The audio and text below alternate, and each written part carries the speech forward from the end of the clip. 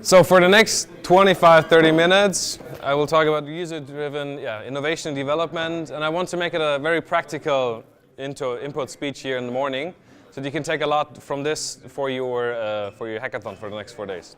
Maybe a few words about myself. I work together with these folks for Adventure, and when we're not on mountains for our ski trip, we do company building as well as help corporates come over with cope with the digital transformation. So we help them build new services and products like startups would do it. We have all various resources. We have teams in marketing, developers as well. So that's why I like to make it a very practical workshop. And what we do is we work with the methods design thinking and lean startup. So put always the user first, and from there, generate and make understanding of the user, and from there on, develop ideas and develop products and roll them out later on. And as I already said, what I want to focus today on in my speech is the user, right? So you all have a user with your prototypes, and this is what I want to give you more input on, more feedback on, and give you ideas on how to make most out of user feedback and how to put the user into the center of your development. Because why it is important to also consider the user? Because when you look at this lovely Venn diagram, you have three things that sort of form innovation. You have desirability, viability, and feasibility. So the feasibility is probably what you're here best on. It's the technical part. Does it actually work? Can you make it work? The business part is where I come from. Do we at some point earn money with it, or is it just for fun?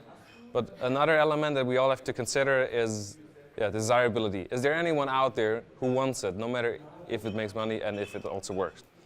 And to grasp what the user wants and how to make that is a rather tricky problem. So here I have one example, and tell me why. Yeah, you already know it, so you'll be quiet. So tell me, what does the girl need? Just raise your hand and shout it out. What do you think the girl needs? Consider her as the user. Knowledge? What else do we have? A letter? Yeah, what else? Help. Help? What else?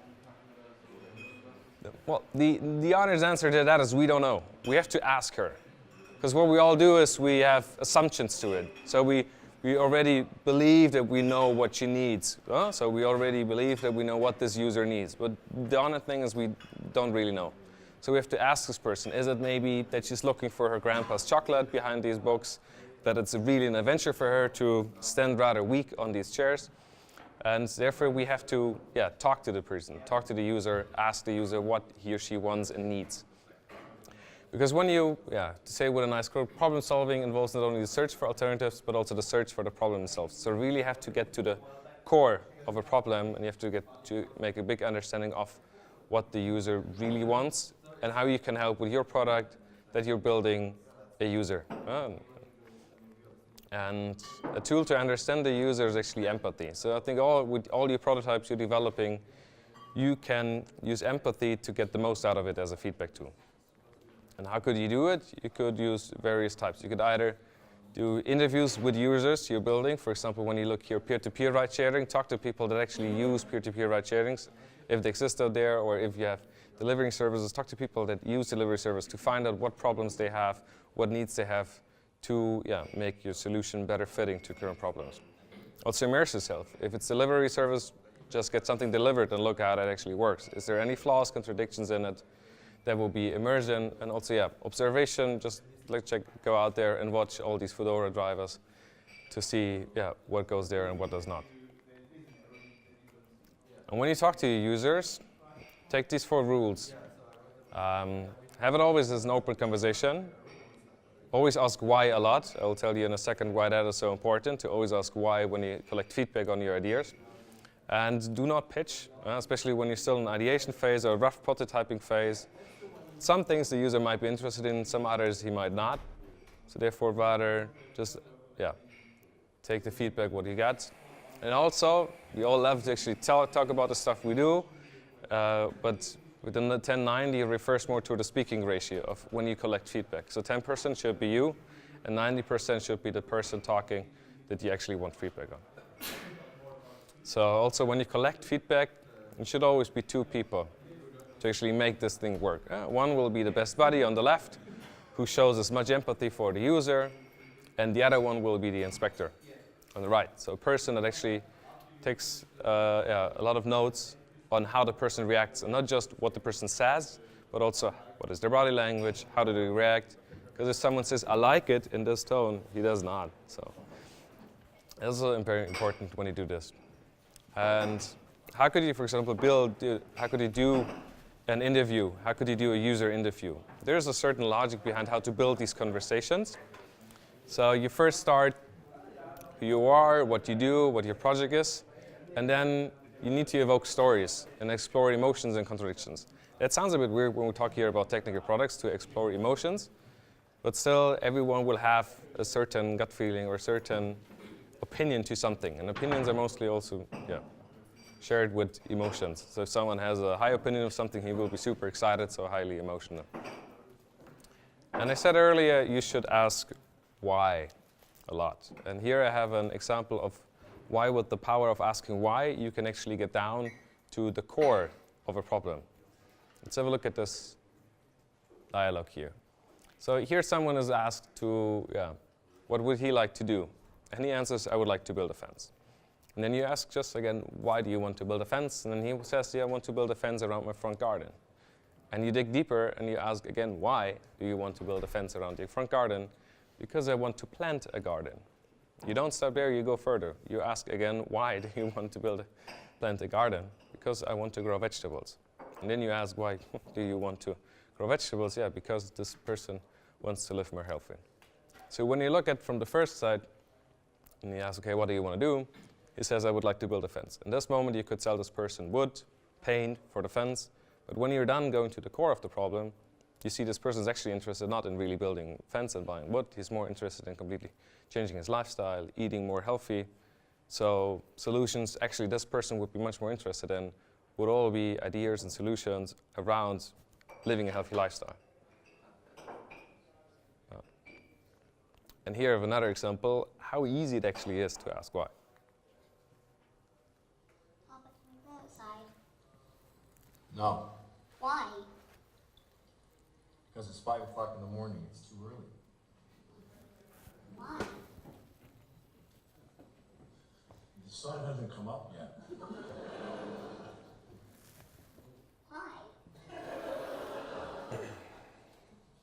Because the sun comes up later. Why? Well, the Earth goes around, and when it turns a certain amount, the sun shows on the horizon. Why? I don't know. Why? Why don't you know, Papa? Because I didn't pay attention in school, okay? I didn't listen in class. Why?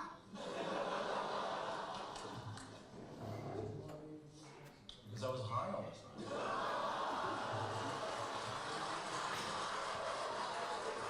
So I think you get it from there. She really did two very important things when you ask feedback or when you have a conversation around getting feedback from your users. One is she just asked why. She didn't even say any other word. And she allowed silence. So also, and then he came up with a lot of stuff. We started from why can't we play outside to finding out that her dad actually just smoked too much pot at school. Also, we get very much deeper. And to show you what you can actually do, I have another example here with me to show you how much you can transform and change things when you get to the core of it. Has any one of you ever been in one of these machines? So see a few noddings. How was it? How did you like it? I liked it. You liked it? It's like a techno party. Yeah. Headphones on and Who else has experience with it? Yes. yeah, good for sleep. Good for sleep. Seconds. It is. So it's super loud. It's horrible. It's a horrible experience. I've been in it myself a week ago for 10 minutes. It's awful. It's loud.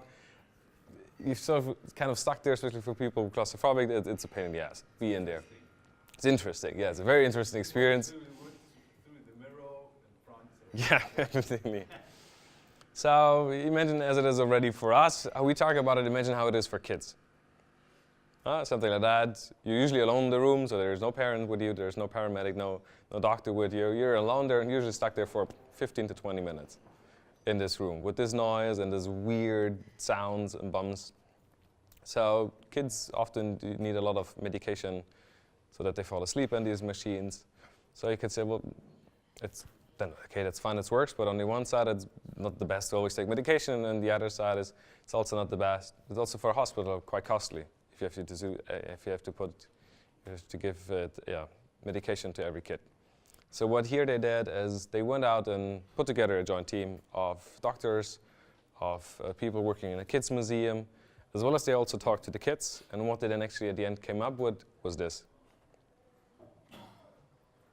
So what you have here is still the same machine, it's still the same room, but it's a complete different experience what you can do with it. So also it's mostly about storytelling. So the ratio of kids needing medication dropped from 80% to 10%. So it's quite a lot of medication you can actually save with it by sort of just turning this into a private experience. With this, you can also, kids now think it's full of storytelling. So the kids think, you can tell the kids, look, it's like you go into a pirate's cave and all that sorts, and that helps kids to just deal with it for this not yet changing 15 to 20 minutes. And that is also what you only can come up with when you really talk to the people and bring together a joint team. And I expect that you here on a hackathon are probably already working on your prototypes, you already have certain stage, you have ideas, and also I brought a few slides on how you can maybe make that work right now, right in this morning, talk to your users, and then what stages you could talk to your users.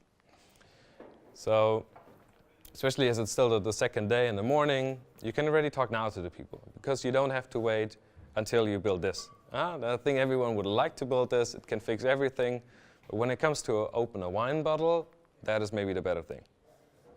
So that is much more practical. We have this in our office to show it to people, show it to client. It's 3 to 4 kilos, it costs 4,000 euros, and it's not at all practical. It's just a tool to take pictures with, forget it. If you ever want to open a wine bottle, beer bottle, you will fail. So, and this also goes when you want to test ideas, because when you test ideas, when you test first versions of a prototype, you need quick fix bit early on to do this, to fail fast and early, or also fail cheap, and often, because at the beginning you never really know what is the perfect problem solution fit. And here we also brought some ideas of that it not always has to be a full technical prototype. What we also work with is role plays or body storming, for example. Mock-ups you're familiar with. You can also do comics, build anything with anything you can find, or just scribble, or of course, that's probably what you're most focusing on, any electronics or digital prototypes. But also already a scribble brings very across of what you want to do. And from there, you take it further. I have 2 examples here of how you actually evolve with feedback. The one above is a project from the Hasselblad Institute in Potsdam. So that the challenge was how to design a bag and what to do at the airport security step. Because we always have to get all the stuff out and put it in these boxes, and that takes tons of time. So they were thinking if you can actually take another bag. So to just look at what is to see if people actually like a bag, a roughly prototype bag will just do it. And then from there, you can go on, work on, let's say, the user interface and the user experience of how the design actually looks and how it is designed. But first, start rough. And the same what we do with scribbles. So we would first start with scribbles, not even with paint. Here they're already colored. And from there, go step by step to more richer prototypes. And that's already one of the last ones. This is something we use to actually collect feedback. So whenever we go out there, whenever we do testings, we use this 4x4 matrix, 2x2 matrix, to see what worked with prototypes, what did not work, what new ideas get people, because when you ask them and when you let them work with your prototype, they will come up with tons of ideas on their own. And they will also have tons of questions. Never answer to those questions right away, just take them in and solve them later in a team. But whenever you do, whenever you collect feedback, this is a very helpful thing to how to structure your feedback when you collect feedback. And this already really early, then it brings me to my last steps. So I want to give you some more takeaways. So, yeah, one, I said earlier, innovation is not just something that is either technical or a business part, or you focusing on human values and desirability. It's a combination of all three. Yeah, you should understand your user, what does drive your user, what is pains and needs. You should get out as fast as possible, I already said that. And listen and ask questions. Last thing is, collect all kinds of feedback as shown. And from there on, develop your idea in step-by-step. Don't stay in here for the next 3 days and just build it. Get out there as often as possible, look for people, ask your other fellow camp members, and get feedback on your ideas. Whenever you get feedback, it will help you, it will push you forward. And with that, I thank you for your attention.